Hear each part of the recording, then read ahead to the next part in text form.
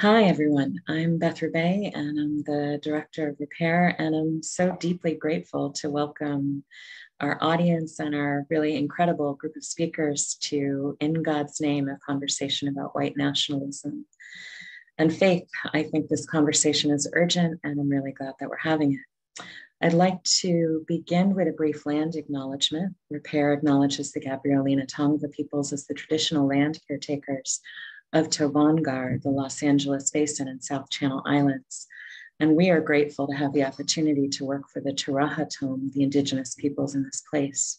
We pay our respects to Hanukvatam, the ancestors, Ahihiram, the elders, and Eohinkem, our relatives and relations past, present, and emerging.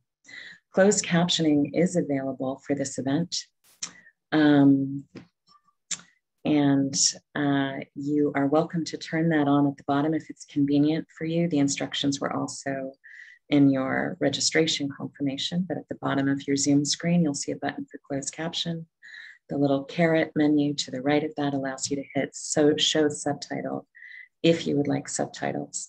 Our captioning is automated, so it won't be completely perfect, but if there's any questions afterwards about the transcript, feel free to get in touch. This event is being recorded. The audience members, again, though, are not being recorded, and you will be able to access the recording on YouTube a couple hours after the event and share it. So I want to begin with introducing our really amazing group of speakers, and we'll then proceed into our first questions. So I want to start by introducing Sophie Bjork-James, who's an assistant professor at Vanderbilt University. She has over 10 years of experience researching both the US-based religious right and white nationalist movements.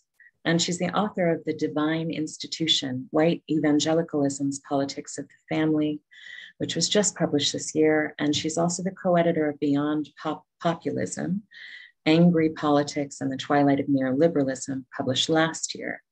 Her work has been featured on the NBC Nightly News, NPR's All Things Considered, BBC Radio's Force Today, and in the New York Times, and she has published op-eds in the LA Times, Religious Dispatches, and The Conversation.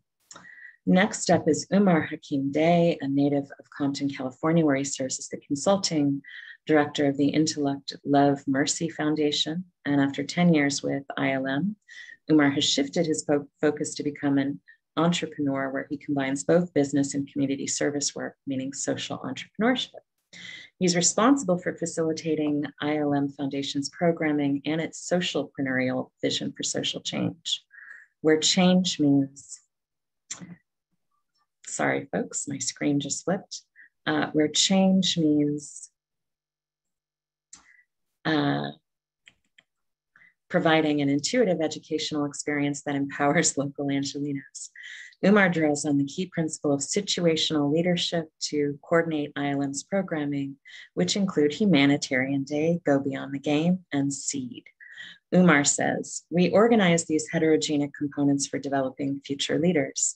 He also encourages interfaith dialogue and developing relationships across a wide scope of genres and positive people. I'm also very excited to introduce Aziza Hasan, named an influencer by the Chronicle of Philanthropy.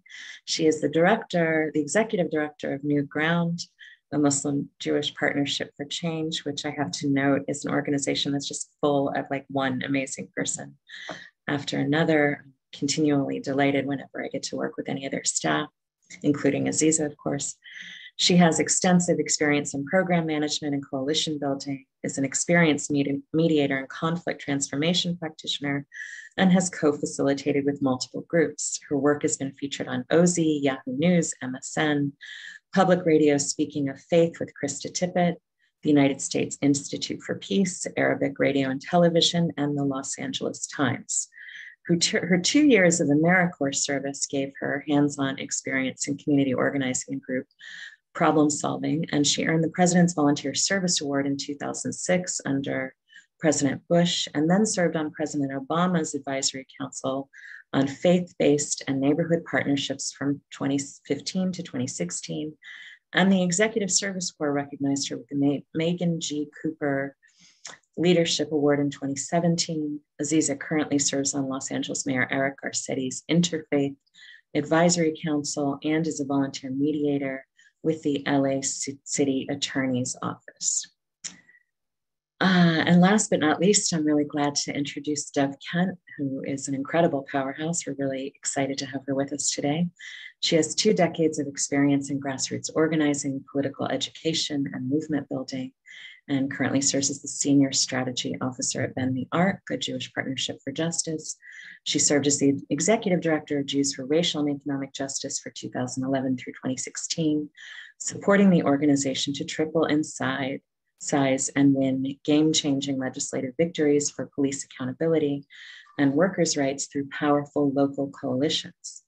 Under Dov's tenure, JFREJ, Jews for Racial and Economic Justice, grew into one of the strongest and most effective progressive Jewish organizations in the country, creating significant cultural shifts within the Jewish community, New York, and nationally.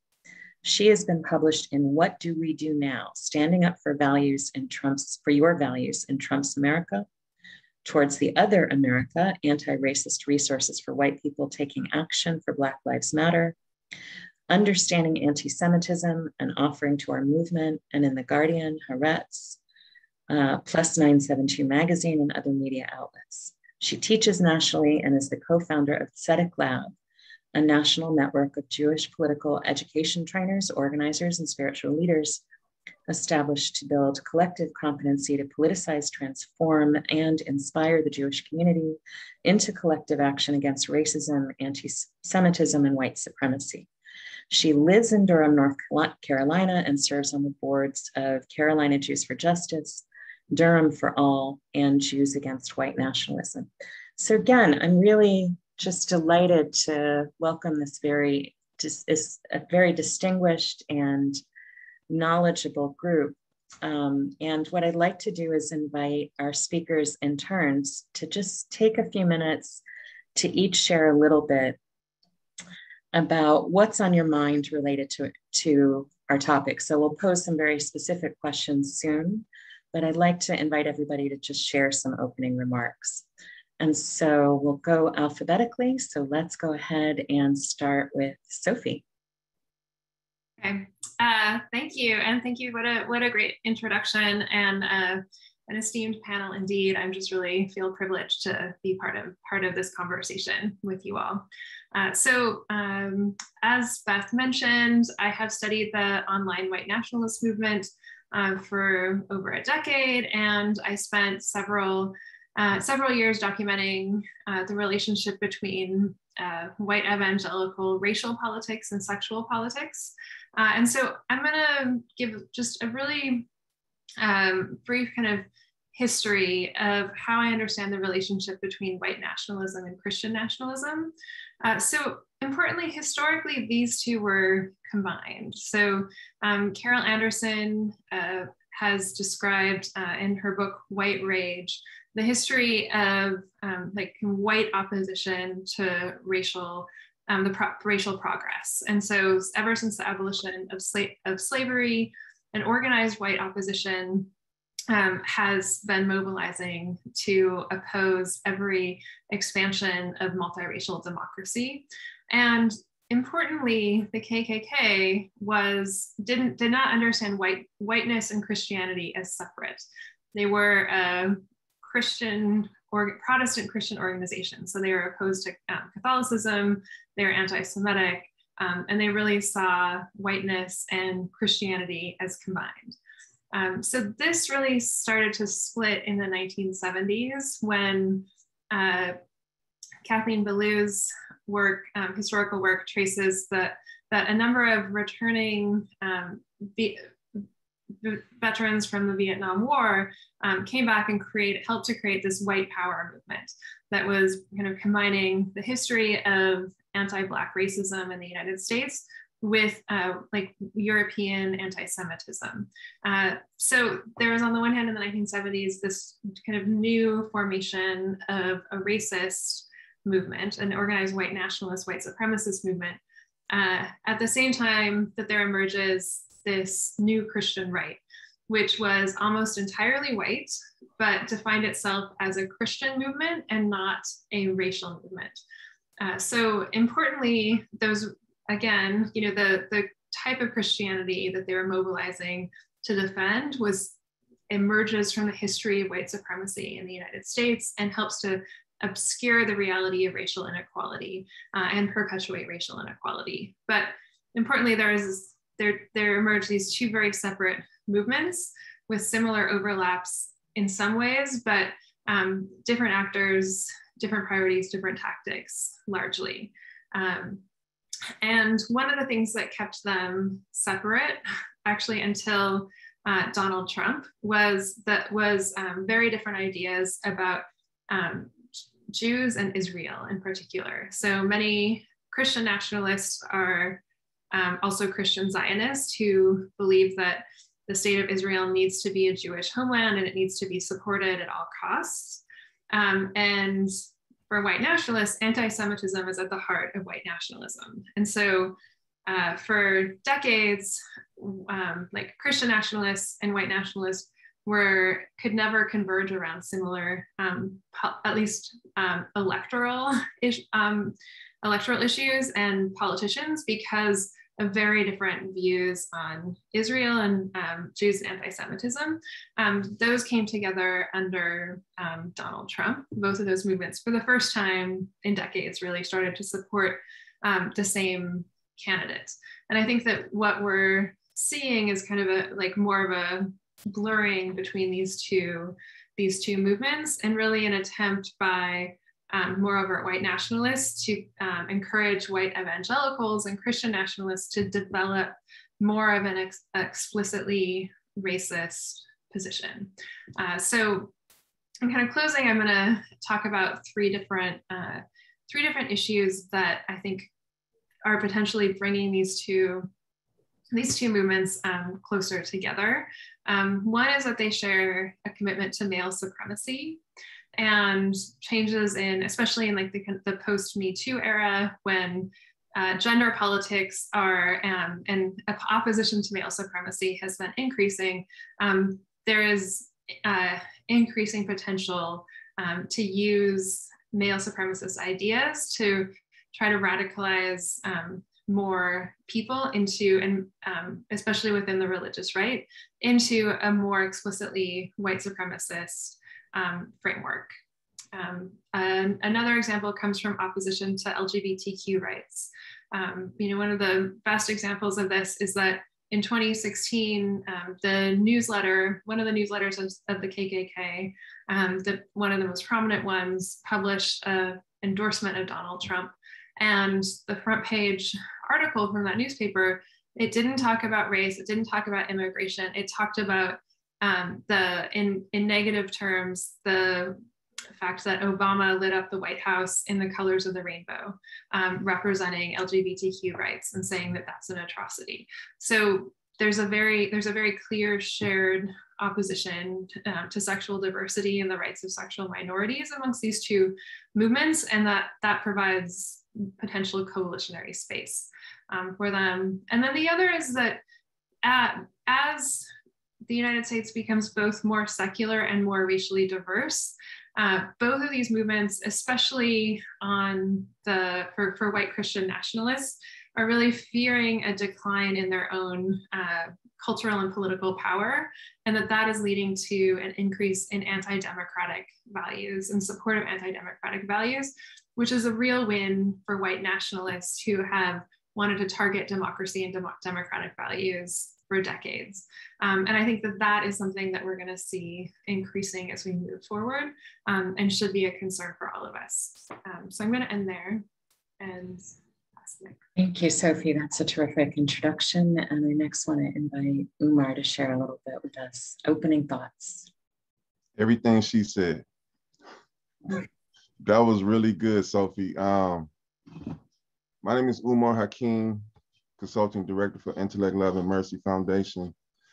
I'm calling in from the land of Tongva in my section of Compton.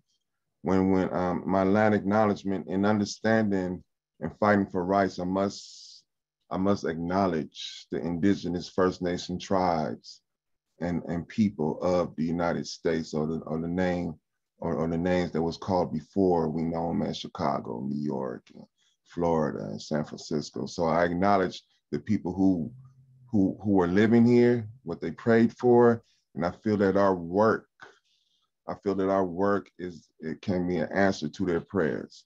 So with that, in my studies, I'm not a scholar, and I haven't done extensive studies on this, but in my understanding, I feel that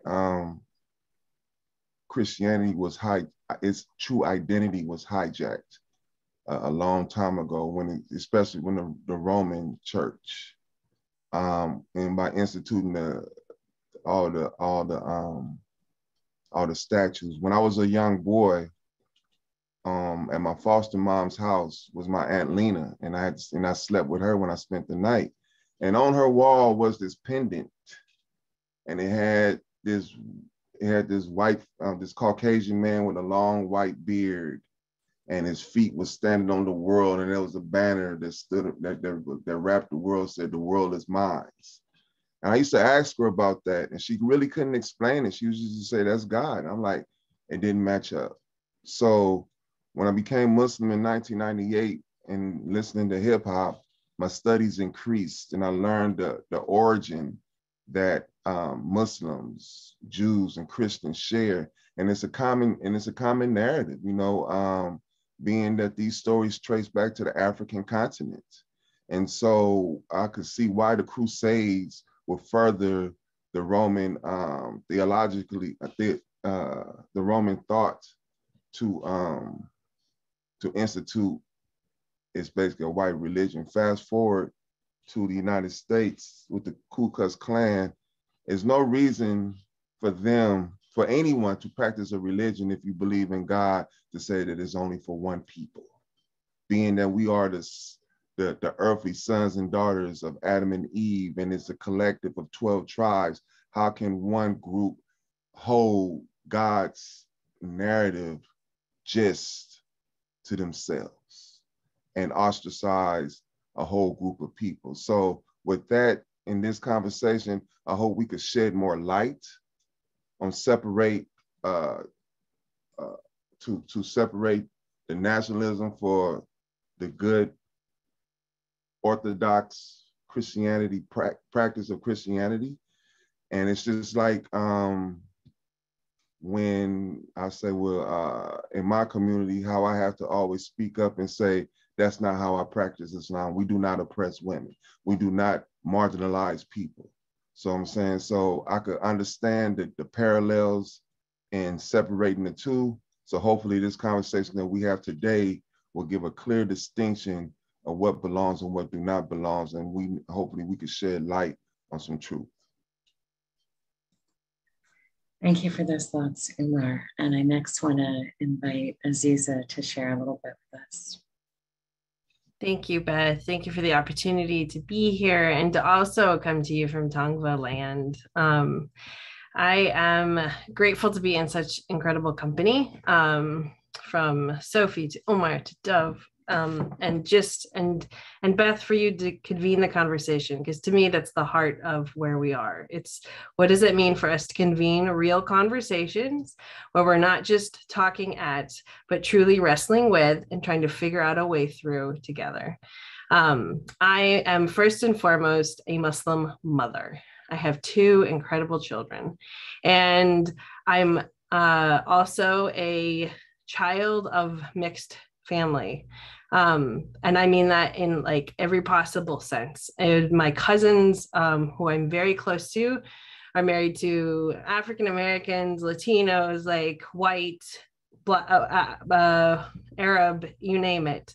My mother is white, my father is Palestinian. And so in many ways, I feel like my very existence is a problem in some ways.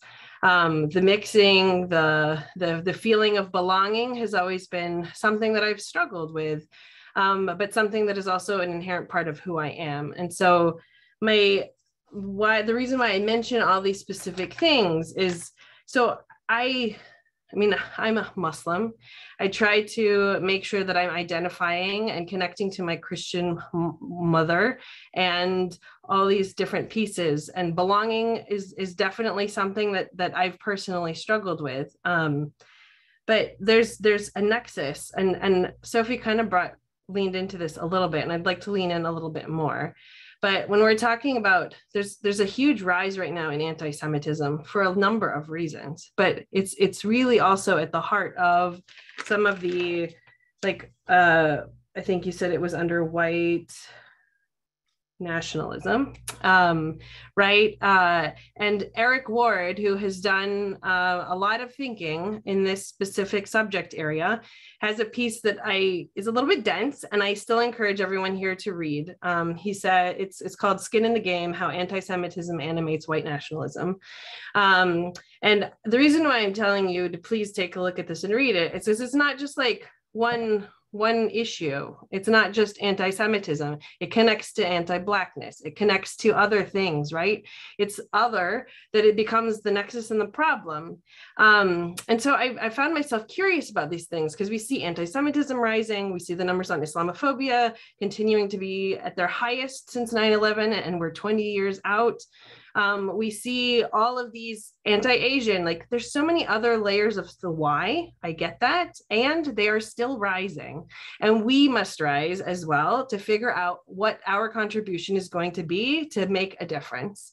And so, I look at, we as NewGround, we read the book Breaking Hate by Christian Picciolini, and Christian is an where the way he self-describes himself is as a person who was in a white power movement and then tried to find a way through, and is now dedicated the rest of his life to trying to heal some of the awful that he helped contribute towards and helping people change course. But what he describes, I think, is essential, is that people who are being targeted, and yes, white nationalism and what we're talking about today has gotten way more attention than it has in the past. And that is an important thing, is that we have to name these things, and we have to be comfortable naming them, and to be able to say there are things that we can't just let go and say, like, this isn't something that we're going to address, that like it's got to be somebody else or someone somewhere else to do it, that every single one of us has to own our contribution to be able to do something together. And I have more ideas about that, but I will leave you right there and just say thank you for convening this space. Welcome in all senses, Aziza. Dove, last but not least, I would love to hear some of your thoughts. Thanks so much. I am also just really grateful to be in this conversation with y'all. Thank you to the organizers and to my fellow panelists here. It's truly an honor to be in this work with you. And I'm also grateful to be speaking from Occaneechi land here in Durham, North Carolina. And I want to second some of what, Omar, you touched on, that a core grounding that I want to start with is that when I'm talking about Christian nationalism and the Christian right and the threats that they pose for all of us, I'm not talking about Christianity, the religion, about people's relationship to the divine through that religion. You know, as we've seen in so much of history, religion as a part of culture or life experience can be an exceptional source of strength and inspiration and connection. And we've also seen that when religion becomes backed by militia power or governing power, it can have an extraordinarily violent impact on people's lives. So I thank you for bringing that in and want to second that grounding for this conversation. And I'm really grateful that we're having the conversation about the intersections of these right-wing movements, because progressives tend to think about the right as some kind of monolithic group of people that shares a single identity and ideology and goal. And it's just not the case, right? And that belief gets in the way of us understanding our political opponents and more effectively organizing against them. And so one of the things I actually just want to hone in on just in this beginning piece is the Christian nationalists group specifically. And, as has been mentioned, this is a group of people working towards the domination of Christians and of quote unquote Christian values in public life. And that this would mean Christianity dominating laws and access to resources for all people. And while this might sound like a group of people who are somewhere on the fringe of US culture, people who subscribe to Christian nationalism have until very recently reached some of the highest positions of government in our country. Christian nationalists actually made up a huge percentage of the cabinet under President Trump. Some Christian nationalists in that administration that you may have heard of are Vice President Mike Pence, Education Secretary Betsy DeVos, Secretary of State Mike Pompeo, Energy Secretary Rick Perry, Attorney General Jeff Sessions, and many others. And this group of political leaders literally met together every Wednesday during the Trump administration for a Christian nationalist church service. How lovely. So I name this because from this group of Christian nationalists in some of those highest positions of power, we saw and experienced constant attacks on all of our communities. So we saw public schools being gutted while private and religious schools got increased funding. We saw LGBTQI rights being slashed and the criminalization of queer and trans lives. We saw abortion rights being slashed. We saw resources for poor people being slashed. And, I want to just draw this out now because the potential power of Christian nationalism and the wider Christian right is not just something that impacts Jews and Muslims and other religious minorities, right? It impacts all of us. And the more that we're all clear about our shared stakes, the stronger and more effective we'll be in organizing for what we need for all of our communities to actually thrive. So again, I'm really grateful for this intersectional talk and excited to be here with you all. Thank you so much, Deb. So you've already anticipated some of the, first things I'm wanting to ask you about, but I want to focus in a little bit more about Christian nationalism. Why don't we know more about it? We're hearing a lot about white nationalism in public space, and this is one of the very few conversations I'm seeing anywhere about Christian nationalism and the relationship between the two. So, what would, Sophie already took us into this a little bit too, Deb added to that, Aziza leaned into it as she noted, but I'd like to just see what else can we figure out about the relationship between Christian nationalism and white nationalism? How are they functioning together right now in the United States? And I'll open this up to whoever wants to start. It looks like Sophie's ready. Yeah, I mean, what I would say is that it's really, for a long time, they were referred to as just like the religious right, right? Like conservative movement with, rooted in conservative Christian culture. But, the thing is I think it's really important to call it white Christian nationalism, right? That there's a variety of, Christian traditions in the United States. And, I think of First Nations, religious Christian nationalism would look very different, or we could think of that there's going to be very different histories that are inspired by racial politics and are shaping very different politics in the present. And so I think it's very important to be noting that it's white Christian nationalism is, focused on defending the supremacy of the patriarchal nuclear family, of denying the reality of racial inequality, and is, often, sacralizes this idea of individual autonomy, right, over as a way of denying the structures that shape all of our lives. Mm-hmm. Umar, please. As an African-American Muslim, as a Black man in this country, I don't think that is now being heard, because I know my community has been addressing it since our plight in this country. This white nationalism and white supremacy has been addressed since the days of Marcus Garvey, you know what I'm saying, and before. Noble Drew Ali, Malcolm X, Elijah Muhammad, Martin Luther King. So I think now we're now paying attention because of how poverty is really starting to strict America and it's starting to affect more than just Black folks.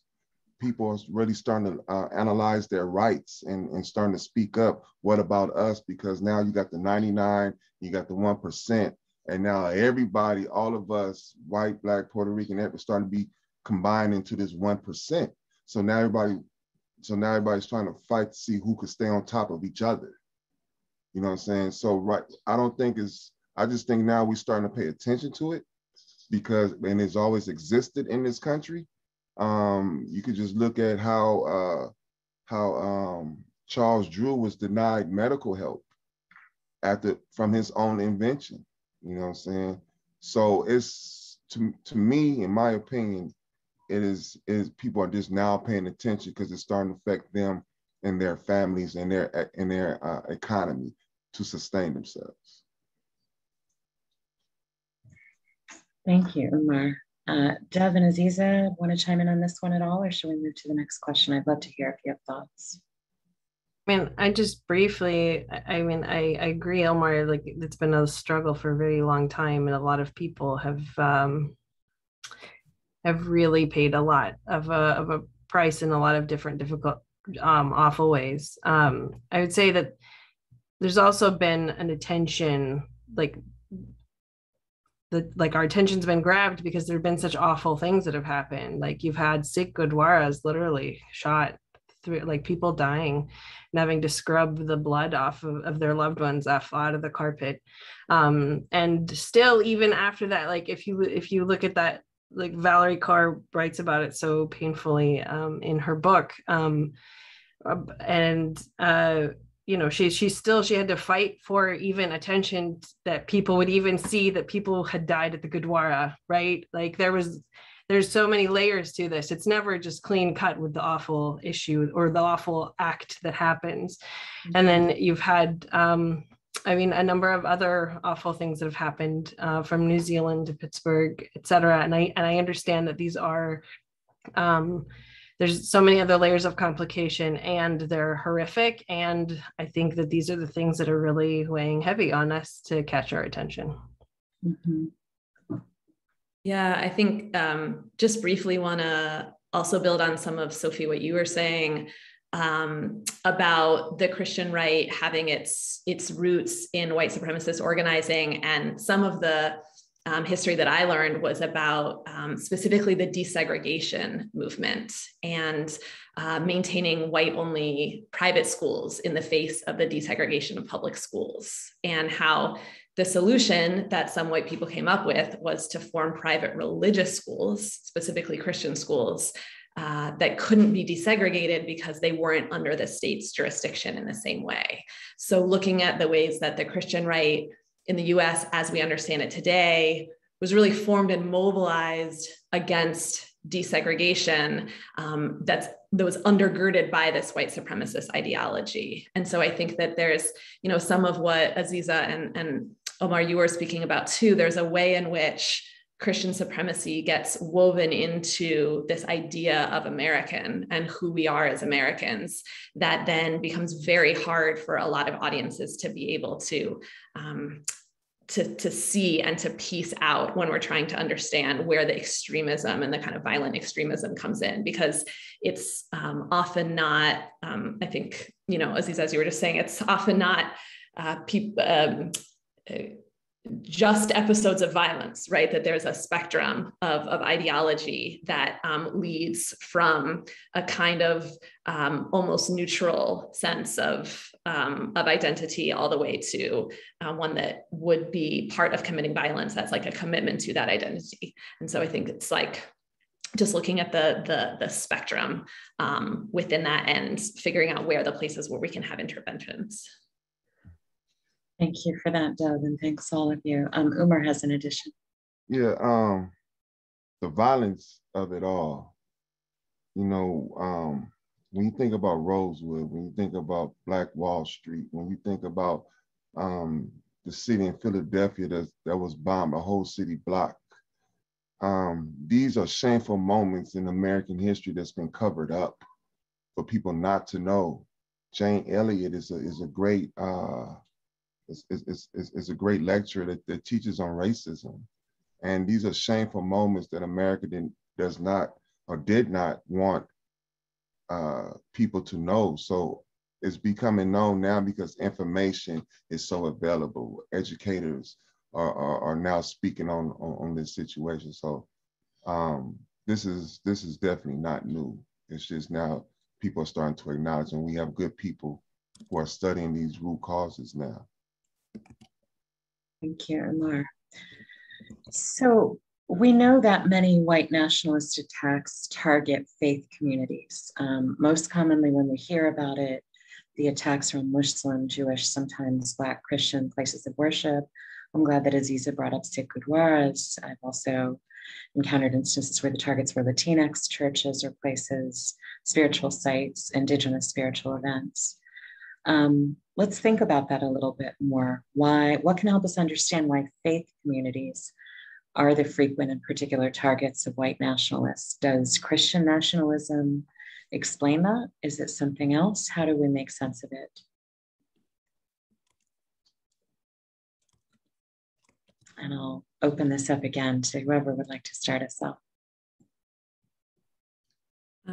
I could speak to that. Yes. So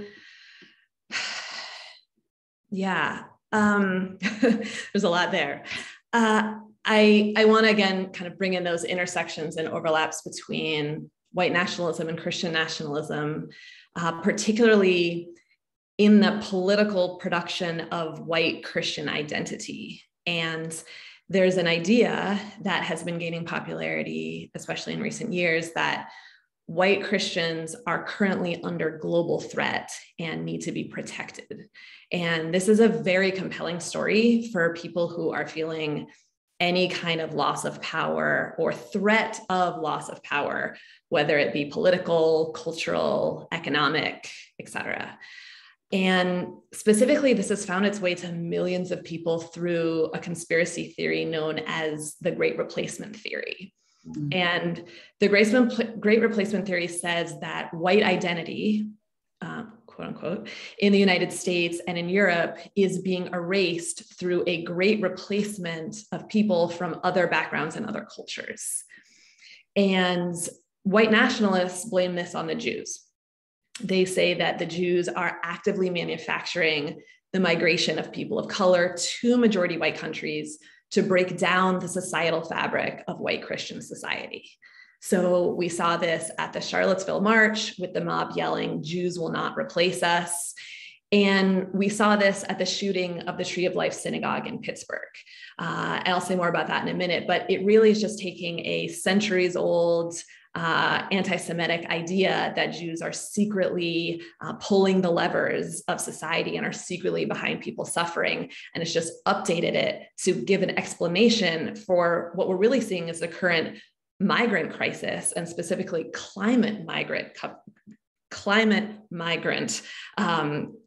issues that we're seeing around the globe. So the perspective of that is, no, this isn't a crisis caused by climate change. This isn't a crisis caused by violent nationalism. This is a crisis for white Christians caused by Jews. And at the shooting of the Tree of Life Synagogue in Pittsburgh, the shooter had posted constantly on social media against the migrant caravan, saying that immigrants were taking over the United States, that the Jews were controlling and manipulating the whole thing. And so he went into a synagogue that had an active refugee justice program to kill Jews, specifically to protect white Christian Americans from immigrants. And I think that is a really important piece of that story. So, on the one hand, synagogues and mosques and other places of religious worship can be understood in this movement as the sites of infidels who are always present as a threat to Christians. And with the overlapping political identification of white equals Christian and Christian equals white, we also have our places of worship for religious minorities becoming symbolic of a kind of non-white power that, again, needs to be actively confronted by this movement of people protecting white Christian America and Europe. So there's a lot of different layers in this. And I think what's really notable is how there's a lot of centuries old stories that are being retold with this narrator of the white Christian who is, in a sense, causing this violence as a kind of protector of society. And that's the kind of story that I think we need to get underneath. Mm-hmm. Thank you. That was incredibly well stated, Dev, and I appreciate it. Would other folks like to weigh in on this question? So why the attacks on faith? Umar. I feel that places of worship was chosen because the perpetrator felt like these were easy targets. These are people who do not have posted security at the door, and or they just felt like the church bombing in I think it was North or South Carolina. How it was just somewhere easy to walk up in when fully suited and vested. You won't get stopped until you in there. So everyone that I've noticed, even when you go back to the Birmingham situations, the churches that were bombed back in the 60s, they picked places that were active in the community. They picked places that were unapologetic and speaking up for their rights. And they chose places that basically did not have that much security. So this is why we are having more security these days, trainings at our mosques and our synagogues these days. So these places were just places of worship, and this person with this crazed theory decided to pick on something local to him where he could just walk up, stake it out unnoticed, and hit.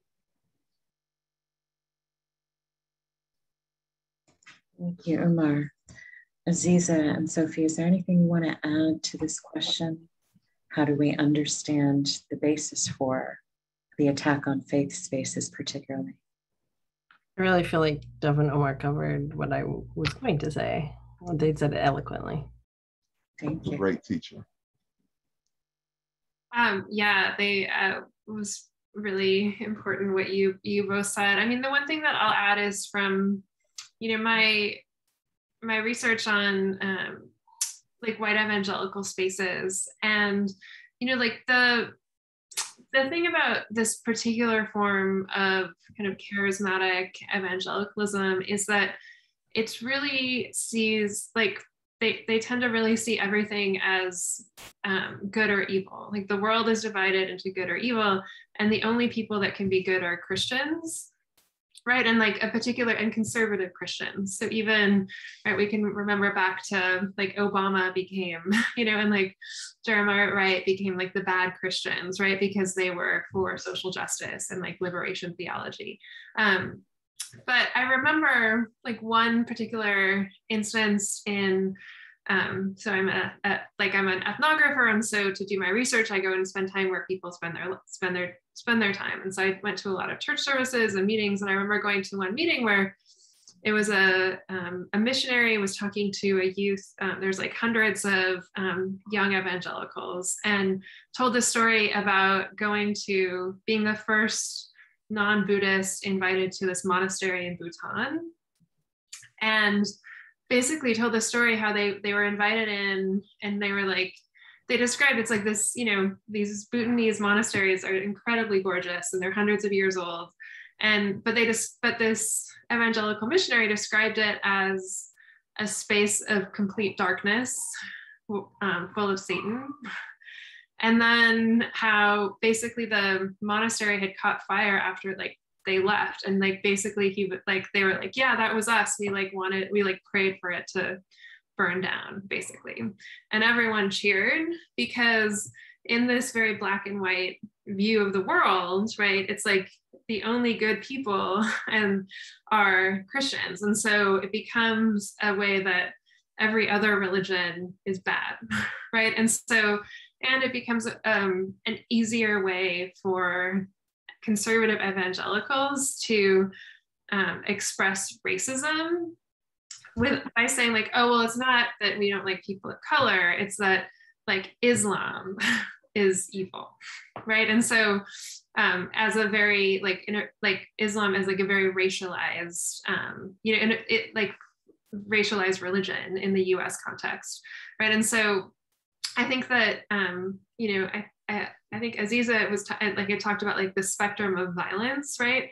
And so on the one hand, like the evangelicals that I studied, they weren't supporting, going and burning down a mosque or harassing, individual people, but they would support the Muslim ban, right? Of like banning and trying to ban people who are from Muslim dominant countries to come to the United States, even if they're refugees, right? But that kind of framing and like criminalizing of an entire group, an entire religion, then has can inspire a spectrum of violence in policy, but also can inspire acts of violence, right? And then it also can create this like broader culture where it's like it became acceptable to oppose Islam in particular, right? Mm-hmm. But I think it's very much tied to this very white understanding of Christianity,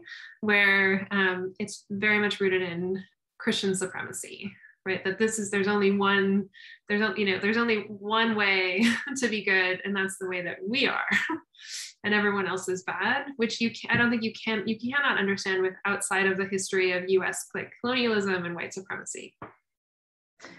I appreciate the historical reference. I think that's absolutely vital here. And, understanding that white nationalism as it originally evolved, so it hasn't always been exclusively true, was so deeply grounded in Christianity and colonization. And it strikes me, one thing that I think is surfacing and listening to all of your wonderful comments is that, part of the significance of attacking faith-based spaces is that it becomes another way of asserting white dominance. In other words, saying we own God. No one else is allowed to have a faith-based space because the ownership, the definition of God, of faith, belongs only to white people, only to white Christian people. And so attacking faith-based spaces is saying you don't have spiritual legitimacy, you don't have morality, nor do you have the right to come together to comfort each other, to participate in faith.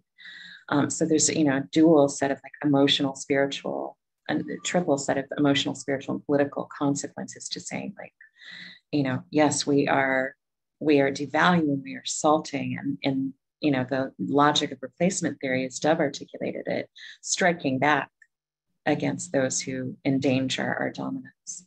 So thanks so much, folks, for such a great engagement with this question. And I want to turn to something a little broader, which is, what to think about the coming years, and to ask folks, in some ways this question is obvious. Should we be worried? Sure. But what worries you when you look at the landscape specifically, and what gives you hope? So I want to ask folks to engage this question in whatever intellectual, emotional, and political ways make sense to you, and to just also share any insights with the audience about what is driving you, what efforts and ideas are strengthening you as you continue to respond to the present challenges. So let's see, shall I call on somebody or see who wants to start? Looks like Aziza's ready. I'm happy to start. What really worries me is that we talk about issues, but we don't invest in them. I feel like we have raised the bar, and we're more aware of what's going on, and the act of what we just happened, right? The naming of supremacy as the root of a really big problem, and being able to say, okay, like, what's the strategy that we're going to actually do, or implement to do something about this? Reclaiming God has kind of been my personal life mission. Like I mentioned, like my family at the beginning, like it's deeply personal, like how this work, this being is deeply personal.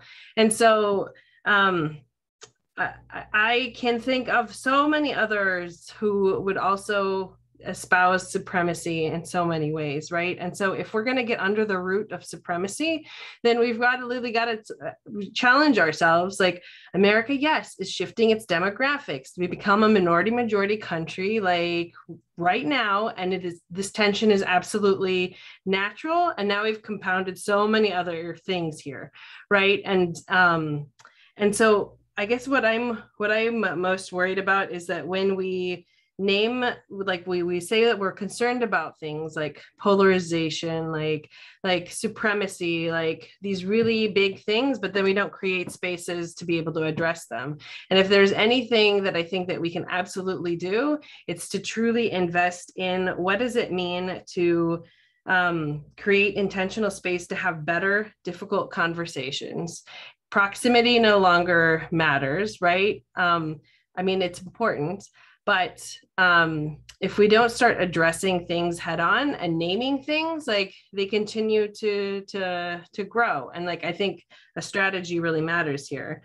And so for me personally, it's been, okay, what areas do we have for redress when things do go awry?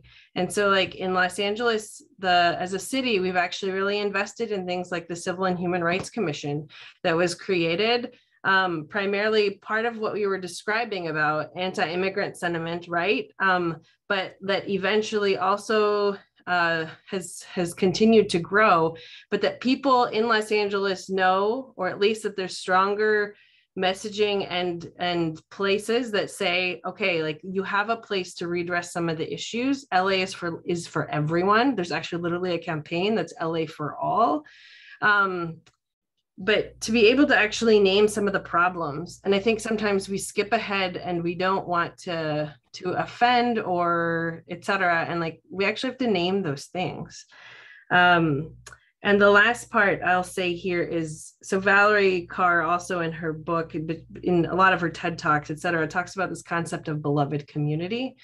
And what she names, which I think is actually really essential, and what actually gives me hope right now, is that, I mean, these are concepts that are ancient. They exist in, I'm pretty sure they exist in Christianity, Judaism. I mean, you name it, right? But she draws it from Sikhism. And so, and what she says, and the Quran says this too, is that we have every right to be angry and to call out supremacy and to say something about it. And we have it's if we are there for each other through the difficulties and the challenges to help people address issues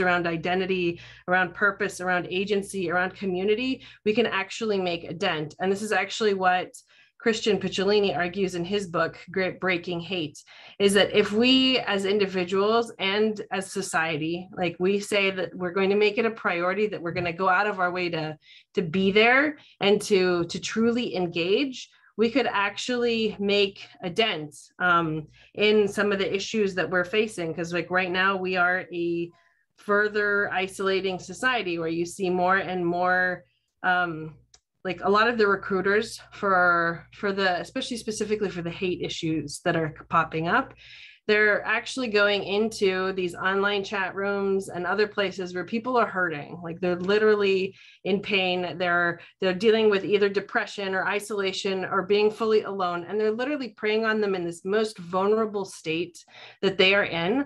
And they're saying, I'm here for you. I am here for you. And there's a place for you where you belong, where you can identify and you can be part of. And so a lot of Christians work literally in this book. He goes person by person. He walks you through how he helps them through their, what he calls potholes, which are like the difficult moments around identity, et cetera. And literally being there for them is what's essential. And then the last thing he says is more than just being there for them, because it's not about like just taking in ideology. It's actually about prevention. And like, one of the things that he said that has really hit me hard is that what we're doing isn't actually good enough. We're not doing a good enough job to take care of our people. And we need to create spaces where people have access to everything from mental health support to other areas of support where they truly can find and figure out where they belong, so that they don't fall prey to in these moments of deep vulnerability, which every single one of us deals with pains that we don't necessarily want other people to know about, right? And in our darkest moments, meaning like when we're feeling really down and alone and isolated, that's when we're also most vulnerable. But that could be a place where it connects us, and instead of allowing us to be taken advantage of. Thank you, Aziza. So the question again, just to refresh if anyone needs it, is what worries you? What's making you hopeful? Where are you finding strength or clarity or resources that you need to engage the present challenges? And Sophie, Umar, if you'd like to chime in, you're invited. Umar. What would make me even more hopeful in this situation going forward when they decide to pass the George Floyd Act for anti-policing, for when they decide to pass, when they give Detroit, Flint, Michigan, their clean water. You know what I'm saying? What would make me feel more comfortable is when we recognize that voter suppression is actually is an act of racist ideology trying to manipulate the vote. You know what I'm saying? What would make me more comfortable is when we start to identify and start to realize that we have more in common than less in common. You know what I mean? Because moving forward, I always believe that there is more good people than there are bad people.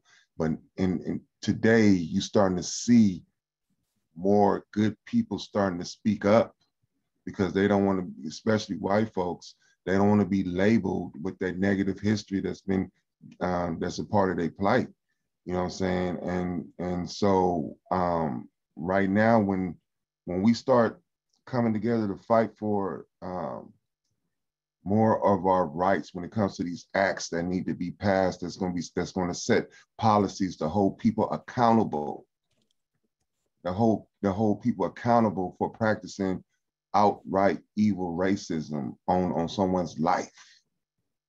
You feel me? Because every time there was an uptick in murders during the Trump administration, no one was being held accountable. Since Trump is out of office, there's still some things going on, but it's not, you don't see that many murders anymore. So what are you telling me as a Black man in this country?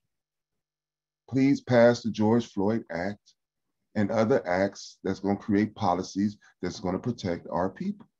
Because soon, if you don't check that, it's going to spill over.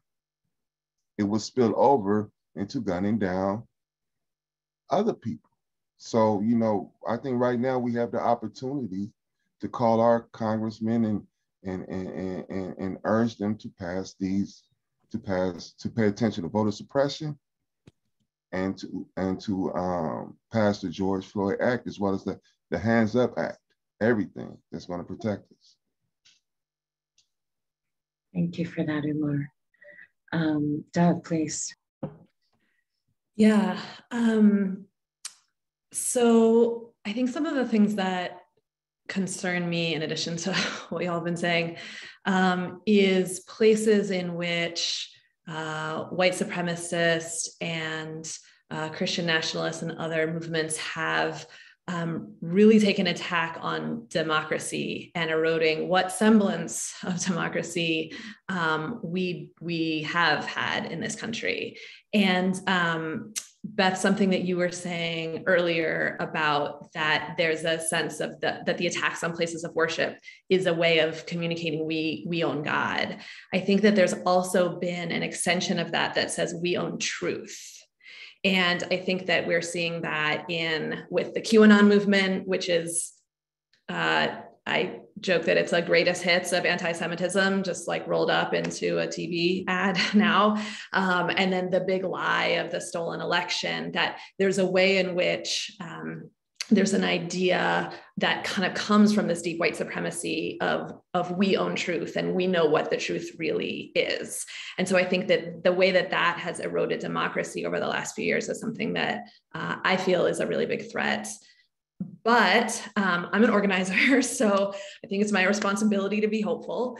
And I do think that the progressive left, whatever folks want to name here in the US, I do think that we're starting to have a greater understanding of the intersections of oppression and at the brink of thinking about Christian supremacy as part of that fabric of oppression that we need to tear apart, alongside colonialism and capitalism and other things that have been named. So I think, there's some very specific, exciting interventions that I've seen just in the last few months. Religious and secular groups organizing together against the infiltration of white supremacists and white nationalists in law enforcement. I really want to lift up the Center for American Progress, had a recent report, the National Policy Blueprint to End White Supremacist Violence. And the Brennan Center has a great report, Hidden in Plain Sight: Racism, White Supremacy, and Far-Right Militancy in Law Enforcement. And these are reports that also included them like very, very specific interventions that are really helpful from anywhere from local to federal government. So, these were initiatives brought by religious and secular groups together to think really concretely about the steps that government needs to take, in these areas against white nationalist and white supremacist movements. But that's defense. And I do agree with others that we need to go on the offense, right? That in a broader organizing sense, we need to give people a future where they believe that they'll be able to thrive and that their families will be able to thrive.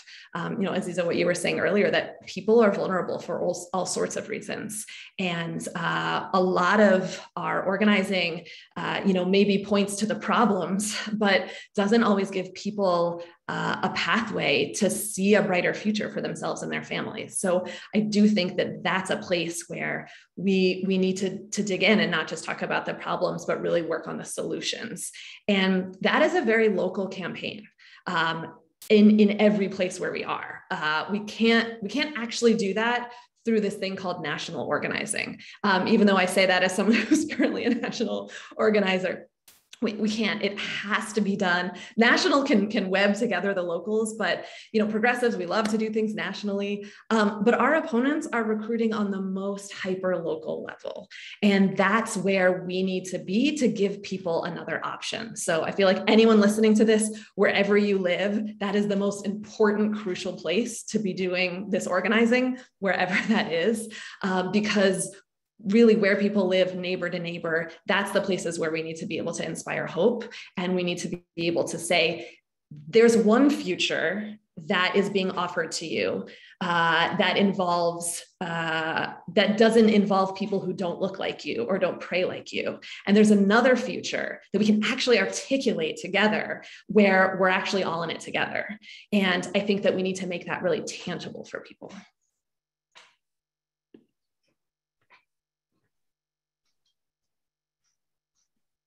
Powerful. Thank you, Deb. Sophie, anything that you would like to add?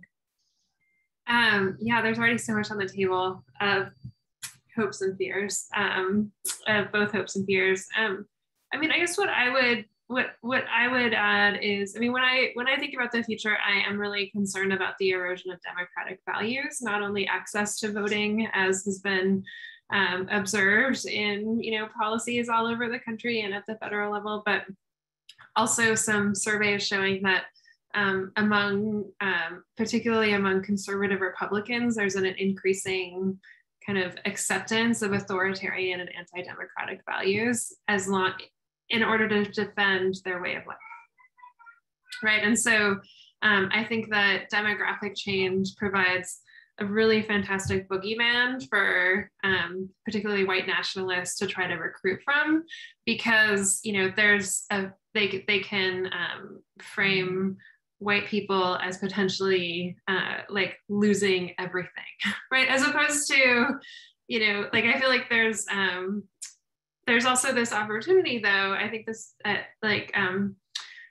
fits in with what Deb was just saying in terms of like I think and the social science data, survey data really shows this, that a lot of white people cannot imagine multiracial democracy rooted in equality. They cannot imagine it. And so when they see demographic change, what they imagine is suddenly white people will be the recipients of the same exact forms of racism that people of color have been the recipients of. And so I feel like that's actually kind of an opportunity to articulate, yeah, exactly what Deb was just saying, right? That there can be equality. Like we can actually achieve a multiracial democracy. And I think for me, it's really helpful to be thinking about like faith communities, religious movements, and being able to articulate these as like about moral values, right? And that it doesn't, like white supremacy is not a moral value, right? White supremacy is, all it does is cause pain and destruction. And for white people who are privileged by it, and ignorance about the reality that we are living in. Right. And I think so there is a huge opportunity, especially for faith communities, to be articulating a vision based in care. I mean, I'm in Tennessee. I see a lot of, particularly around the South, a denial of care, a denial of responsibility towards people, towards children. During the pandemic, there's so much of like caring is just not being articulated as a value in so many places. And I feel like that's something that is lacking, but also is an opportunity for, that I think especially faith communities are really like primed to be articulating. I appreciate so much that you're bringing up care. And as you said this, so Sophie suddenly flashed on something I'd seen written by Dr. Mashana Goman recently, where she said, that I'm paraphrasing slightly, but she said one of the devastating things about our world under colonization is the emphasis on property rather than on care as a sort of grounding value for community. And I think that's really an urgent point. We have just a little time left. I want to pose one last question to those who'd like to engage. For our live Zoom audience, if you have questions, you can send them to me in the chat now. And if we have time, I'm glad to pose them to the panelists after. For our speakers, what I'd like to ask you if our aim is to comprehend and dismantle white nationalism, what need to be our primary priorities right now? Umar has articulated some of the rest you've also been, I think, signaling or identifying some. Let's try to just elevate that question a little more. What should our priorities be right now? And if you have insights on this question, what do faith-based communities need to do, or what role might we need to play in the work of responding to and ending white nationalism? What should be our priorities, and what role do faith communities play in answering the present challenges? I'm watching everybody contemplate this one. Speak up when ready. A good one. Mm-hmm. It's one I'm asking myself. I'm not posing it because I think I have the answers.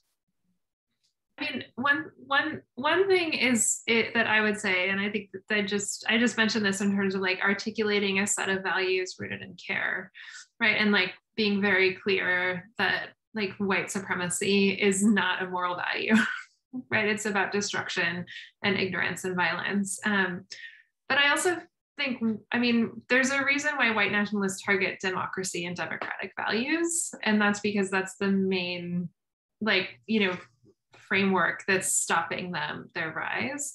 And so I think being involved in local, electoral work, but also like supporting democratic institutions and finding a way not just to like make sure that there's hate crimes laws, but that there's systems in place for people who are targeted to achieve accountability and to try to, mobilize on multiple fronts to, protect vulnerable community members where you live, but also to build relationships across as many, diverse communities as one can to build power. Mm-hmm. Thank I want to lift up something Sophie did and the demonstrated really well. When we can describe and help people understand what we're talking about, it is so much more effective. And one of the things that I see in my work as with Muslims and Jews too, is we say these terms and people don't always necessarily know what it is. And Dove did this earlier too.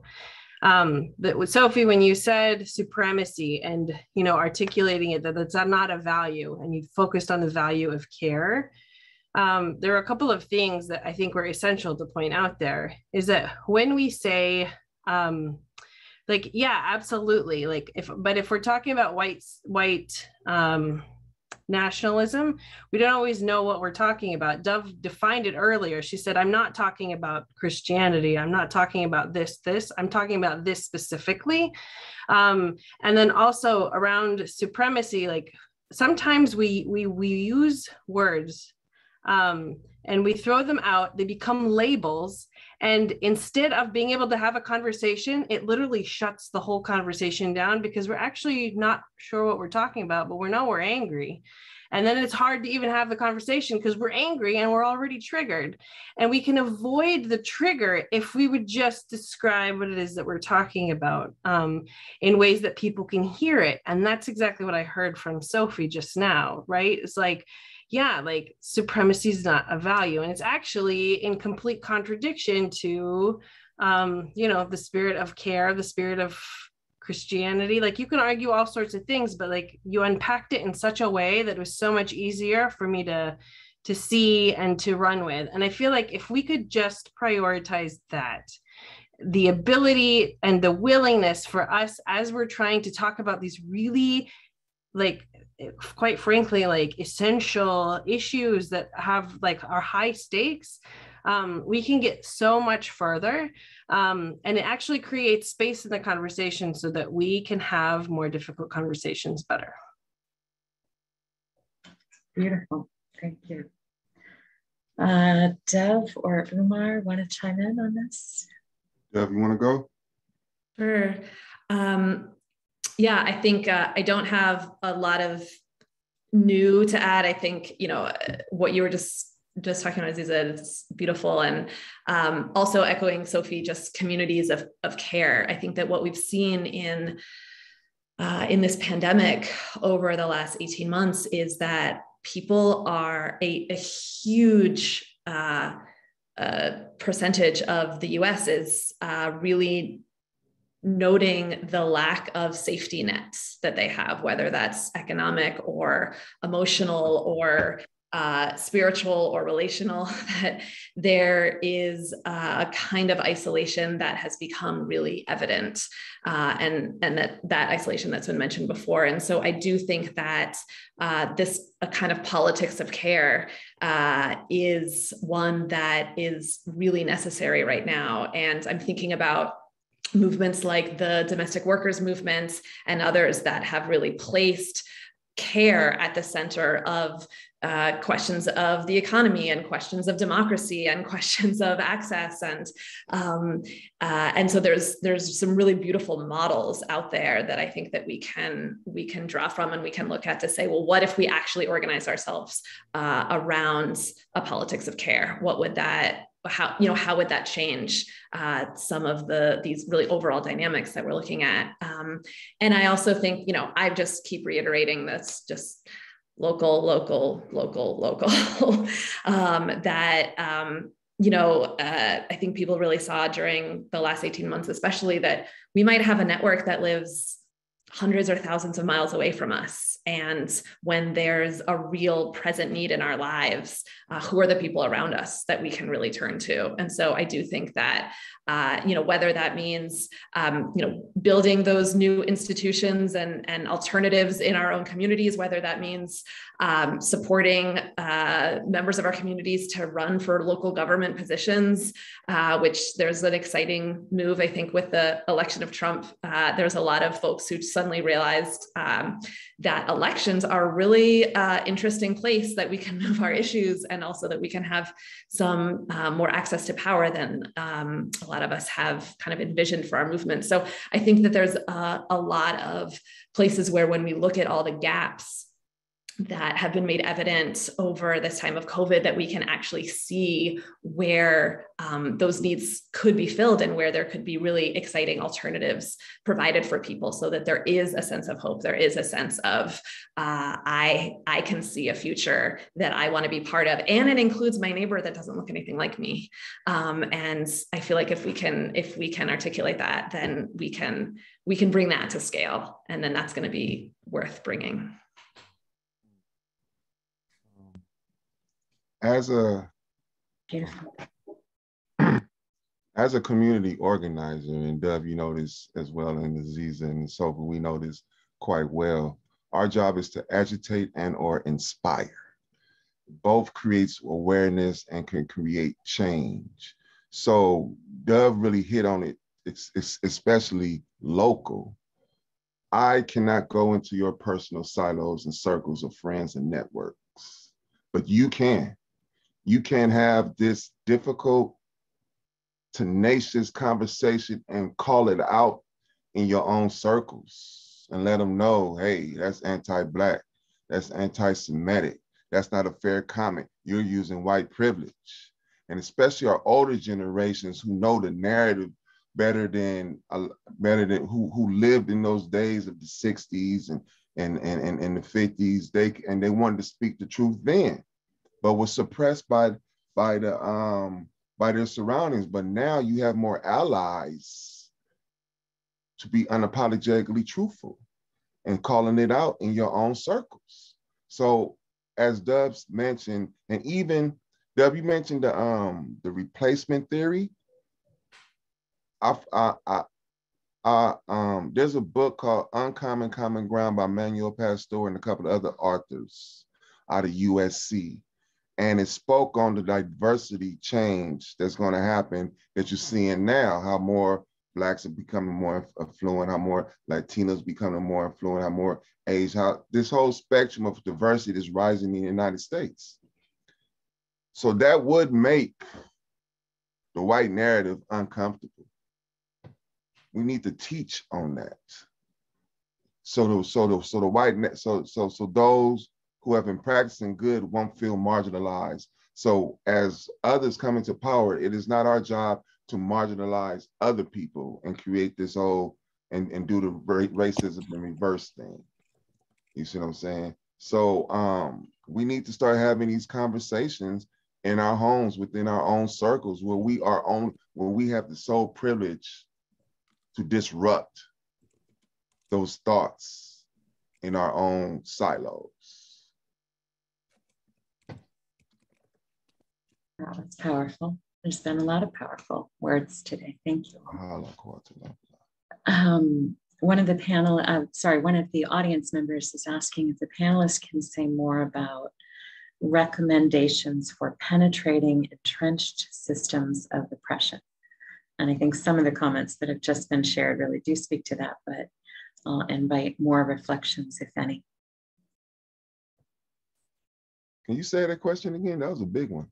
Yeah, it is a big one, an important one. What are some of your recommendations for penetrating entrenched systems of oppression? Start at home. Yeah, I like the local recommendation. I think that's something. Dove said it. Start locally. Like, I'm an organizer with LA Voice, and it is so many organizations in your community who are asking you to get involved. Mm-hmm. If you don't want to go out there and canvas, at least go join these organizations to learn, so you can take this knowledge back into your own atmosphere or environment and begin to change. And be aware of a lot of these Facebook memes. They may drive you in the wrong direction, because it may make you feel good, but the source of it is going to agitate something totally different. So everything, research it for yourself. and or ask somebody who you feel that knows to help you understand these social media posts, because there's people who are paid to agitate us with negative propaganda. Thank you. I would also like to add that white nationalists are not trying to target me, trying to recruit me to join them, right? They're gonna choose, they're targeting the people who they think are like many steps closer to their ideology and trying to bring them over to their side. And I think that we need to do the same. Like, it's really easy to try to be like, how can we convert like these like hardcore white supremacists into becoming anti-racist? And like, there are examples where that happens, but that's a huge waste of our energy, right? And that I think what is actually a much more productive step is to try to get, there's so many people, and I'll talk specifically about white people, there's so many white people who kind of are quietly anti-racist, right? They support like anti-racism in theory, but aren't necessarily being actively mobilizing around that. And so I feel like targeting them and like targeting like more people who embrace anti-racism to become involved in, supporting democracy and, supporting communities that are targeted, that's going to be like that's a really important use of our time. And that in some ways, it's like that is going to be more important than trying to focus on countering, on actually trying to interact with like the like extremists, right? That like building power, like anti-racist power, and like by trying to recruit more people who are like adjacent, right? But not necessarily involved is actually a really important step. Mm-hmm. Thank you. Yeah, I think, there's so many like incredible authors out there who are in this fight of, does culture change policy, or does policy change culture? And is it that we need to pass laws and then the US society changes, or US society changes to enable us to pass these laws? There's extremely compelling books on both sides, where I know I'm often like, you're right. Oh, you're right. So, but I do think that, that there's a way where we do need to be working on multiple levels simultaneously. Like, policy is not going to solve all of these cultural issues that we've talked about today. And there's a lot of cultural movement that we can make that, if it's not solidified into policies and into laws, then we can lose it very quickly as the, what people call kind of the Overton window of ideas moves and shifts. So I do think that there is a lot to be said about just having multiple different tactics and strategies and ways of working. And I would also say that if your work is better in the sphere of cultural change, then do cultural change. Don't feel like, well, you should be doing the work of passing laws. Probably not. And if you're like, I just love spreadsheets and calling my representative all day, then like, great, there is policy work that needs to happen. So I do feel like there's a place where I really believe that absolutely everybody can be involved in the movement in a way that really speaks to their gifts and their strengths. But I do think that there isn't one strategy. There just isn't one strategy that's going to get us to the place that we need to be. And so I think that, what so many people have named is important and is so crucially important. And I think, drawing on what you were just saying, Sophie, of that, the root of so much of this in the United States is anti-Black and anti-Native racism. And so I think that whatever the work is that we're doing in whatever community cultural context we're in that is working against anti-Black racism and against anti-Native racism is work that is against white nationalist and white supremacist extremism in the long arc. And so I do think that it's just important to be working on multiple fronts at the same time. Beautiful, thank you, Beth. I would love it if we could take further questions, but we are running out of time. And so I just want to acknowledge the audience members who are sharing more about their thoughts, wanting information about how to address the issues we've been talking about today in schools, wanting to talk about how to activate more people who aren't politically engaged. I think, wanting to know more about how to organize around these issues within Christian communities, which I'm always so glad that folks are committing to. So thank you all, and I wish we could continue the dialogue longer. I spend a lot of time personally engaging with white nationalism. I teach classes on it, I write about it. I organize events like this about it. And one of the things I've learned is that I need to continually ground myself and recharge, because emotionally, whether as a person of faith or as an organizer, engaging with white nationalism feels very spiritually toxic. It's really heartbreaking. And so events like these are one of the things that I do to kind of ground myself in the awareness that even if the people who care in the ways that I do aren't right next to me in a given moment, I know that you're all here, and that's really beautiful. And sometimes I'll repeat a phrase from a poem by Aurora Levins Morales, from the poem she wrote, Bea Hafta. And she says towards the end of that poem, "Do not let despair dig its sharp teeth into the throat with which you sing." So I want to really thank our panelists today, because I felt like you chased away those sharp teeth and reminded me of the deeper work of healing our world that we're all so committed to. So thank you all. Thank you for a really wonderful audience. I want to invite folks to join us this weekend. We've been talking a lot about democracy, and one of the things that we do at Repair is have a little civics lesson on the weekends, and we release it as a podcast episode. And we're really lucky this Sunday to be featuring Nicole Hernandez from Puerto Ricans in Action, who's going to come talk with us about the colonial relationship between the US government and Puerto Rico, which is not an independent nation, it's a territory of the United States. Many of you know that, but it's amazing how much people don't. So Nicole's going to be coming to explain it Sunday at 2. Registrants, you'll see a link for upcoming events in your email after, but you can also sign up for that if you would like to at this link for our Zoom members, which I'm just putting in the chat. And we will feature the following weekend with the Civics Project, Dominique Nong from the Children's Defense Fund and youth incarceration survivor Edgar Ibarra coming back to talk with us about youth incarceration. So that's on September 5th. And you'll find it on the same registration page if you'd like to join us then. On white nationalism, we won't be back in September, but we will be back. The hard conversation that we really want to have next is to open up a deeper dialogue about mental illness and white nationalism. And I think we need to do that because I notice in today's media, we see constant sort of scapegoating of mental illness as the cause of white nationalism. I don't know how many times since the Capitol riots I've heard the terms nuts, kooks, and crazies.